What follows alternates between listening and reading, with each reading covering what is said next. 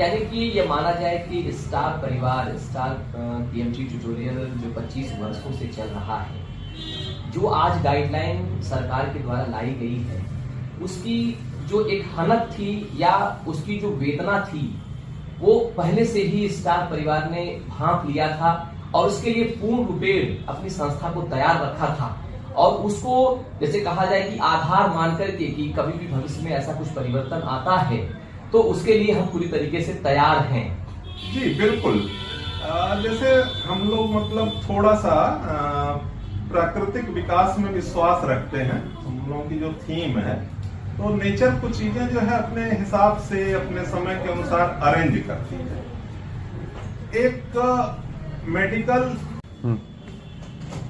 तो जिस दिशा में सरकार काम करने के लिए कोचिंग संस्थानों को प्रेरित कर रही है, ऐसे में मैं ये जानना चाहता हूं कि जो गाइडलाइन सरकार लेकर आई है उसकी क्या वजह रही होगी? इतनी बड़ी जो है गाइडलाइन सभी शिक्षण संस्थानों के लिए, इसकी क्या वजह रही?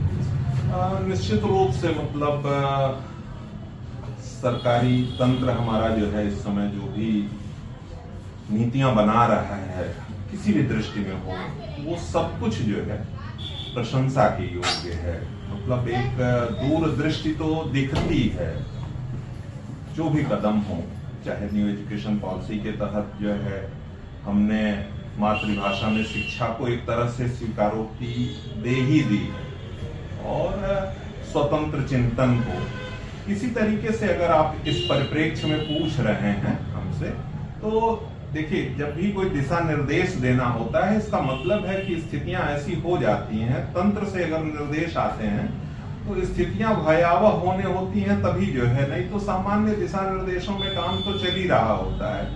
तो स्कूल के पैरेलल कोचिंगें चल रही थी, सब कुछ अच्छा था, IITians बन रहे थे देश में, डॉक्टर्स बन रहे थे, इंफ्रा भी धीरे धीरे डेवलप हो रहा है, सब कुछ बहुत अच्छा था। लेकिन इस बीच में कहीं ना कहीं कुछ खबरें दबाई जा रही थी लंबे अंतराल से।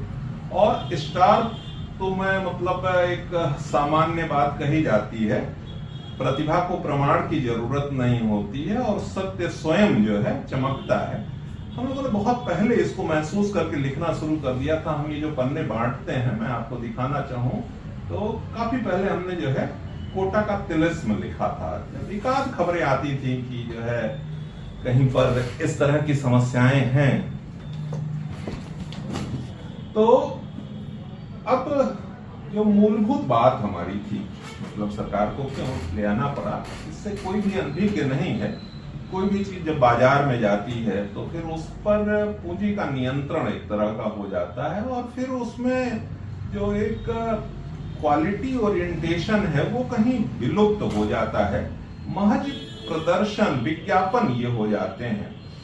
तो धीरे धीरे करके जो है निश्चित रूप से कुछ संस्थान जो है शिक्षा के रूप में बहुत पुष्पित हुए, पल्लवित हुए और एजुकेशन के बारे में लेकर के कहा भी जाता है कि कहीं ना कहीं सरस्वती की कृपा होती है तो वो क्षेत्र जो है विकसित हो जाता है। लेकिन पात्रता बड़ी अनिवार्य चीज होती है और प्रतियोगी परीक्षाओं में भी ऐसा है, हर बच्चे का अपना अलग टैलेंट है।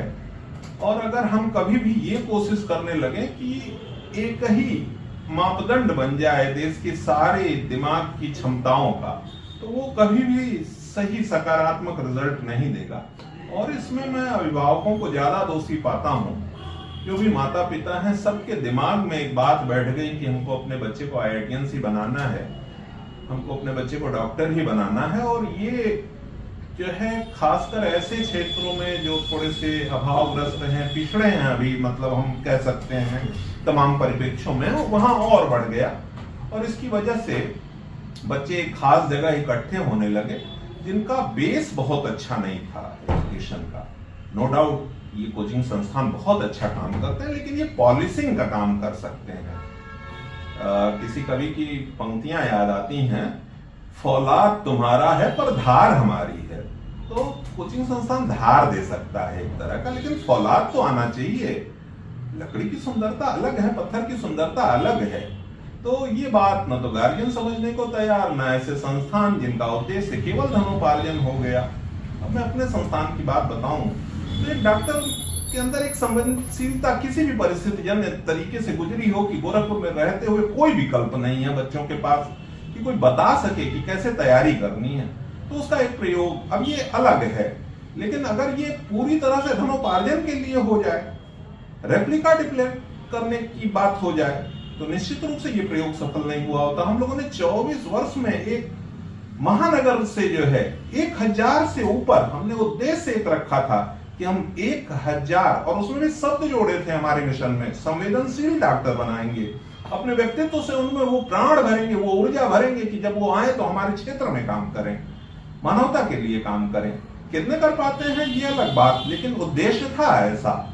और अब तो मतलब आप देख सकते हैं, तस्दीक कर सकते हैं, प्रमाण ले सकते हैं, तमाम बच्चे हमारे निकले हुए जो है, गोरखपुर में एम्स आया, और आपको एम्स की भी कहानी बताएं, जब यहाँ पे मांग हो रही थी तो हम लोगों ने जो है वो अंतर्देशीय पत्रों पे बच्चों से लिखवा के कि यहाँ पर भी एम्स हो, ये भेजे थे जो है। एक पहल की थी, पहल की थी, मतलब वो सार्वजनिक पहल थी जो है, और उसमें हम लोगों ने सक्रिय, तो एम्स दिखा। एम्स में अब हमारे बच्चे दिख रहे हैं, और उन बच्चों में भी थोड़े से संस्कार हैं क्योंकि वो इस परिपाटी से गुजरे हुए हैं, तो वो सेवा के प्रकल्प में आ रहे हैं।